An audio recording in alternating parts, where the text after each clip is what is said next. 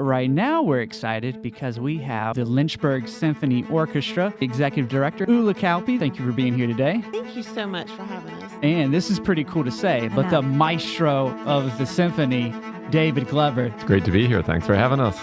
So you're not going to want to miss the back half of the show where we're joined by Mike Lewis. Thank you, Chris. Good to be here with you guys. And how lucky are we here in Lynchburg to have a place like the Academy of Fine Arts and you guys that are just pouring in. And so everyone's always like, who's the hero of the symphony? And I think in a lot of ways it might be Beethoven himself because behind the Forest Library, there's a playground.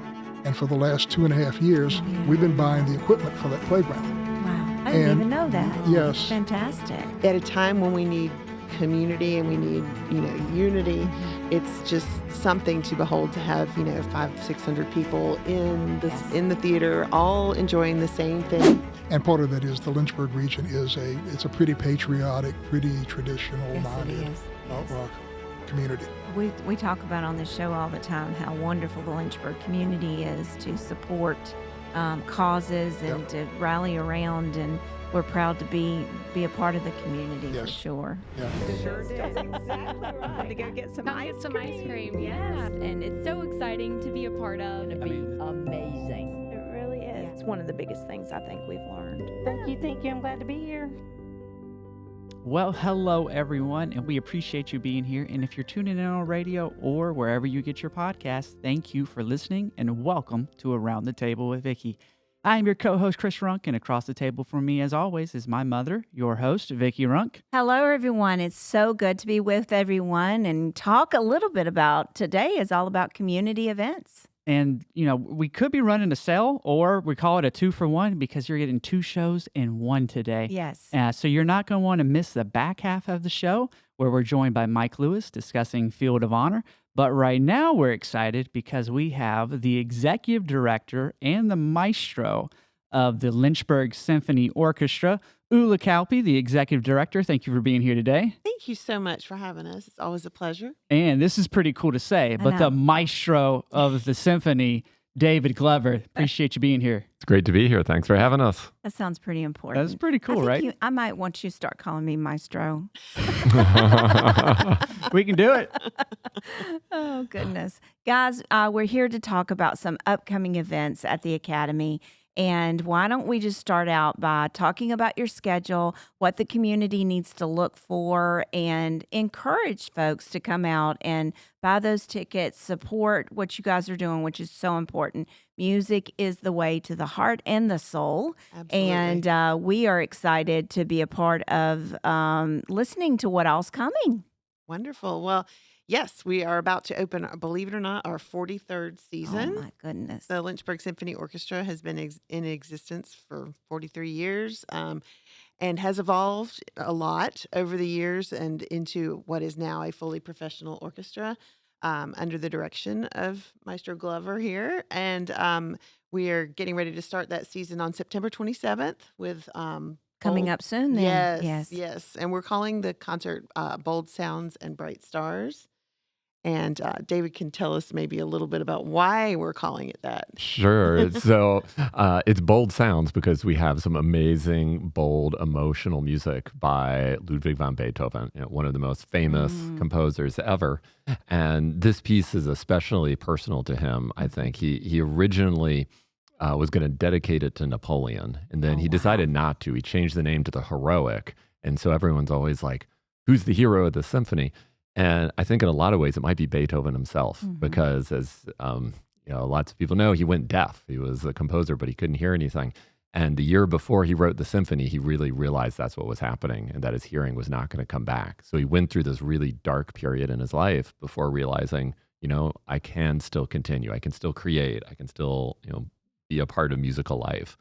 And this symphony, in a lot of ways, that's the emotional journey that you go through with this music. So it was something I think that Beethoven felt really deeply, and therefore we feel it really deeply when we play it, when we listen to it. And when you hear that, that puts a whole nother spin on coming to hear that because now you know the story behind it, and it's really about perseverance. Yes. Yeah. 100%. Yes. It's 100% that.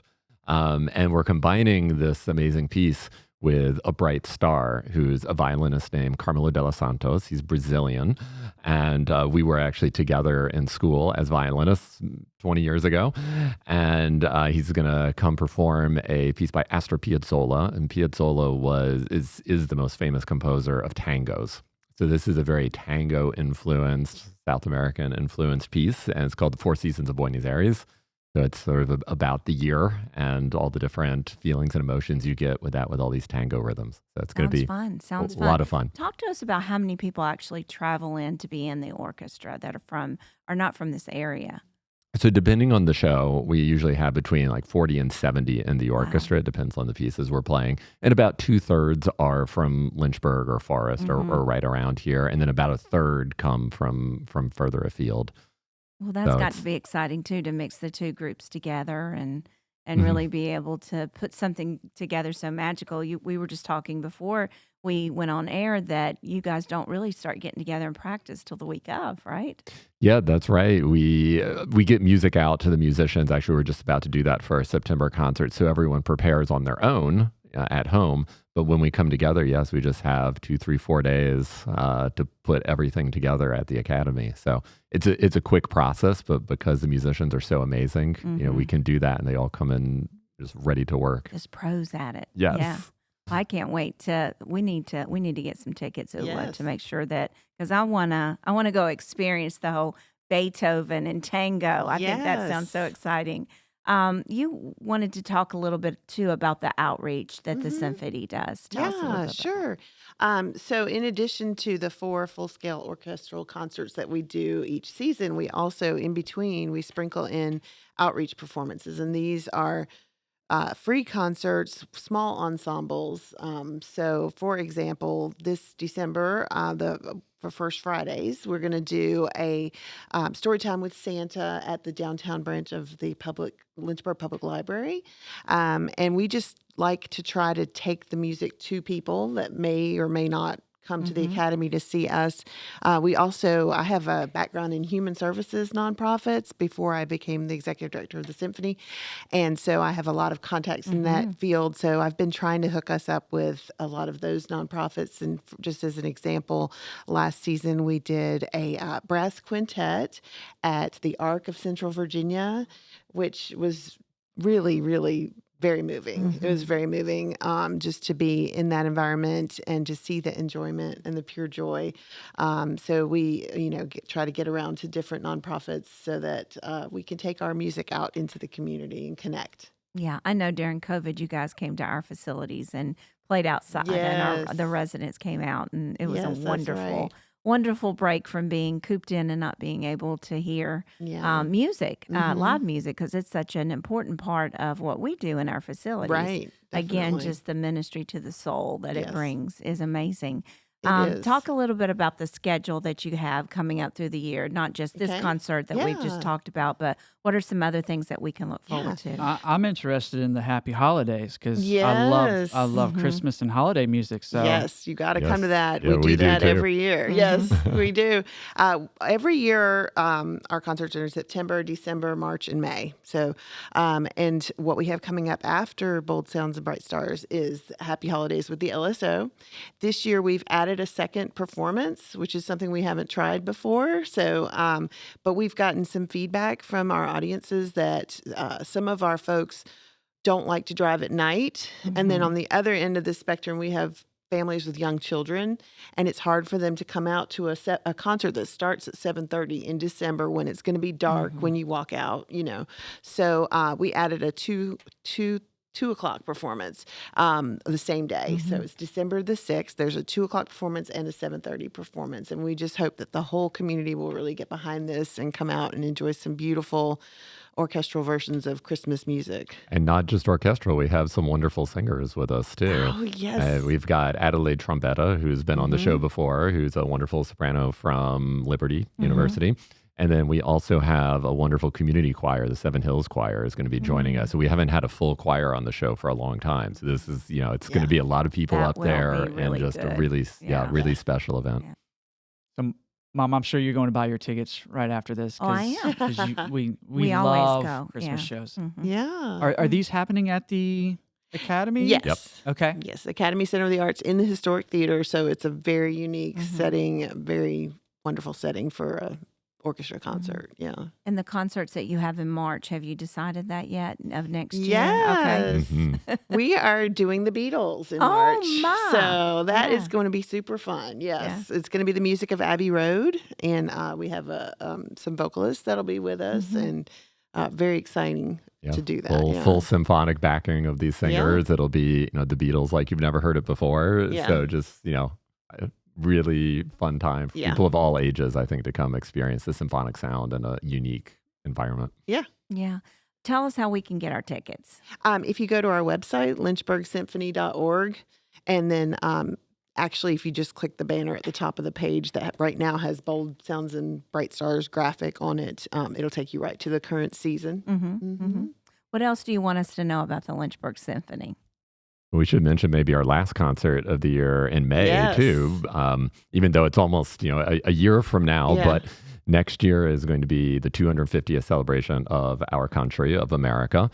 And so we're doing a concert to celebrate American music. So we're going to try to do music of all different styles. So we're going to have some American classical music. We're going to have Broadway represented. We're going to have movie music, John Williams, and of course, Sousa marches and patriotic music. So it's going to be a great sort of survey of like all the amazing music that America has created for orchestras. And I think it's going to be just a great way sort of to kick off that celebratory season. Yes. And how lucky are we here in Lynchburg to have a place like the Academy of the Fine Arts and you guys that are just pouring in? I mean, talk about how unusual that really is in towns our size and how much the revitalization has, really taken, and now we can take a part of it. That's right. But if the community doesn't come out and support, then you guys, you need an audience out there. That's so true. We are very proud to be a resident company of the Academy Center of the Arts. So we are a separate organization. We aren't funded by them. We have to raise our own money. But as a resident company, we get kind of first pick on dates on the calendar. We get their support. We get a little marketing, and we get a nice discount on our venue rental. So we're extremely thankful for that relationship. And just personally, I myself have been a board member of the Academy Center for the Arts for 6 years, was very involved in the effort to raise the money to restore the building. And so to see it come to fruition, and then at that time, I didn't even imagine that I was working at the free clinic at that time. I didn't even imagine that I would someday be working with one of those, one of the arts organizations. But so now I get to see what we restored, what the Academy has become, and what a resource it is for our community. But then also, that my organization is doing these amazing things. And at a time when we need community and we need, unity, it's just something to behold to have, 500-600 people in the theater, all enjoying the same thing. And they all have lots of different opinions about lots of things, which we won't go into, but just to see all of that, everyone is enjoying the same thing. Right. At the That's same all time. left at the door, and everybody comes in and enjoys the arts. Yes. Talk about it from a professional standpoint of what that space means to so many people that are coming in, and how important it is to be able to present a beautiful place, but also a place that has lots of technology as well for you. Oh yeah, I mean it's a great space. It has really good acoustics for the orchestra too, which is so important because often we're performing without microphones, so we have to really be able to hear each other, and the audience needs to be able to hear us. But yeah, just the setting is a great place to hear and experience beautiful art, because just coming through the door, it sort of sets the tone for the evening. It's such a wonderful place. And I feel just like Ula, I'm so lucky to be able to benefit from all this, because my wife's from Lynchburg, actually. So I've been coming here for 20 years and just driving by the Academy, and hearing like, it's going to be redone one day. It's going to be redone one day. And now finally it is. And, Right. And I became music director the first season we were in there. So I feel really just, lucky that I'm the one to be able to be there in the space after all that effort and time. Mama, you mentioned how lucky Lynchburg was. David, I was looking through your resume here, your bio. and you've won some pretty fancy awards and done some really cool things, words I can't pronounce. So why don't you talk a little bit about your background? Sure. So I'm a violinist by training. I did conducting at Indiana University, and I've been really fortunate to have positions with the Indianapolis Symphony and the North Carolina Symphony and Raleigh, where I've worked with really amazing orchestras and artists. And I'm so thrilled I can bring that experience and bring some of the guest artists that I've worked with there to Lynchburg. And take this orchestra hopefully to new and exciting things over the next few years. That's great. Well, everybody, you're listening to Around the Table with Vicki right here on WLNI. And what's the other stations, Christopher? Virginia Talk Radio Virginia Network. Talk Radio We Network. love them too. Yes, we do. And we wanted to highlight Lynchburg Symphony Orchestra today and let everybody have a chance to see what's coming, some really big things. And now we want to encourage everybody to go out and get your tickets and support the local arts. It's so important to keep them coming back, and what great experience we have here at the table and how much love and passion Ula has for this organization. It makes it fun to sit at the table today and talk about some great things that we can offer right here to the Lynchburg, Forest, Campbell County, Amherst County, Appomattox County, from all around to come around and enjoy. And don't forget that holiday wonderful presentation that they're planning and that they're going to be working on. Everybody wants to rush and get those tickets because I know I'm going to, Christopher. We'll be there. Ula, give folks one more time where they can find Yes. information. Sure. Just go to our website, which is www.lynchburgsymphony.org. And then we have a current season link, or really all you got to do is just click that banner that's at the top of the screen. It'll take you right to it and has information about all of our shows. Well, Ula, Maestro, thank you guys for being here today. We appreciate you. Thanks for joining us on Around the Table with Vicki. And folks, as I mentioned earlier, you are not going to want to turn that dial. Do not click off, because we will be joined with Mike Lewis on Field of Honor here shortly. All right, everyone. I told you weren't going to want to miss this second segment, and we are joined by the man, the myth, the legend that is Mike Lewis, here to discuss Field of Honor. Appreciate you, and welcome to the show, sir. Thank you, Chris. Good to be here with you guys. Well, he And- definitely is the man, the myth, and the legend. We have Oh, been yeah. we have been working together in this community for goodness over we don't want to 40 talk about how many years, I do we? know. Just a long time. But Mike is known for his integrity and his love for this community, and that's what I've always appreciated about you, Mike, is that you just immerse yourself in different organizations. And today we're going to be talking about the Rotary Club and Yes. all the things that the Field of Honor is going to be bringing to us soon. So why don't you take it from there? So yeah, I'll just set it up a little bit by talking about the Rotary Club, because that's what's the purpose for having the Field of Honor. I'm a member of the Rotary Club of Forest. Rotary International has 1.4 million members around the world, 43,000 clubs. There are several here in the Lynchburg area. I'm in the one that meets in Forest. That's why we're called the Rotary Club of Forest. Our service area is all of Lynchburg region. So we don't just do things in Forest, but we do concentrate a lot of our efforts on the Forest community. And so we'll talk a little bit about some of the things we've done later. But one of the things that we really put a lot of emphasis on, and a lot of our club spends a lot of time on, is this is the 8th annual year for us to do the Field of Honor, which is the display of 1,000 American flags flying along Graves Mill Road. Most people, if I say the Field of Honor, if they don't know the name, as soon as I say it's all the flags flying along Graves Mill Road, they go, "Oh yeah, I know what you're talking about." And it's so beautiful. It is actually, majestic. I've actually watched people go and just, it's almost like a place of healing.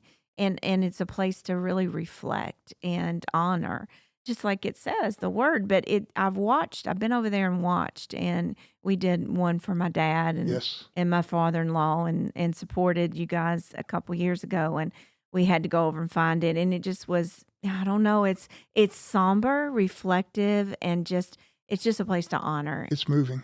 And if you've only driven by on Graves Mill and seen the flags from the road, you really need to drive down in there and spend some time. And so the display will be up from September 7th through the 19th. And when it's up, it's open 24 hours a day. There's no charge. It's just you come down and park and walk through and visit it as you like. If you come during the day, a lot of times we will have one of our club members there that can answer questions for you. If you have a flag that you have sponsored, There's a grid, a big sign that shows you how to find your flag, listed by name and so forth. But just for a lot of folks, they like to just come over and just see the display. And once you get down in there, as I say, it's kind of a half a bowl. It's a hillside that curves a little bit. So once you get down in there and you're looking up the hill at all the flags in both directions, left and right, it is moving and it is somber and it is a great place to come and reflect. And a lot of people do that. Yeah, I watched it. It was for me, it was an experience just to watch the others, go into those flags and just immerse themselves. And speaking of sponsorships of the flags, I mean, think of what you get for that. You're helping create these moments that are so Absolutely. memorable. Yeah, so each flag is basically in honor of someone. And so you can purchase a flag individually, or we have sponsors the corporate sponsors that help us, bear the cost of doing the field. It's an expensive thing to do, as you would imagine. And so some of them have flags that they're out there, but each flag will have a tag on it, and each tag then bears the name of the person that's being honored. And if they have military service, all of that's listed on the tag. So again, it's a place, and that's not just in memory of. Sometimes it's in honor of active duty or recent veterans, that kind of thing. We also have people buy flags to honor healthcare workers or whoever they consider a hero. We call it honoring your heroes. And so this started actually. What we do is part of it's part of a licensed agreement, if you will. The Field of Honor is a registered trademark. And there's a company in Salt Lake City, Utah, that started this. It's an American flag manufacturing company. And you go through them to get the flags. They have the organization for how you lay the field out and all of that. And they provide us with the equipment to mount the flag, the pole and the O-rings and all the things that we have to do to put each flag on that PVC pole. And each flag is 3x5. And they're not printed flags. They're sewn flags. So it's a nice quality flag. And then they're installed on these 8-foot PVC poles, and we have a grid layout there in the field. If you sponsor a flag, and it's $50 to do so, if you sponsor a flag, at the end of the field, you can take the flag if you want to. And so some folks choose to do that. If you want to donate it back to us, then that's one flag that we don't have to buy next year. So it helps us. And we get about half and half people buying flags that either give them back or keep them themselves. But the original... before we even started, back right after 9/11, is when this company started doing this. And the original fields were called the Healing Fields. And that's what it was. It was basically, commemorating those who had perished in 9/11 or those who were fighting for America's freedom. And then the Field of Honor kind of has come from that. It's just a different name of doing the same thing, basically. It's just evolved. Exactly. And so this is our 8th year of doing it. We saw it. A member of our club saw it at a Rotary Club project that was being done down in Danville, and came back to our club and said, we need to do this too. And so now other Rotary clubs around the state do this as well, but ours is the largest in the entire state. We over 1,000 flags. Clubs that are larger than our club in terms of membership have fields that are smaller than ours. Ours has really, really taken hold. And part of that is the Lynchburg region it's a pretty patriotic, pretty traditional-minded community. We talk about on this show all the time how wonderful the Lynchburg community is to support causes and to rally around, and we're proud to be a part of the community for sure. Yeah. And I'll just quickly mention as a prime example of that. So where we put the field up, the property is the property of ACS, Automated Conveyor Systems. It's their field, and they've got a little pavilion there, and we use the pavilion for our events that are held during the field. ACS gives us the land to use for 2 weeks, doesn't charge us anything.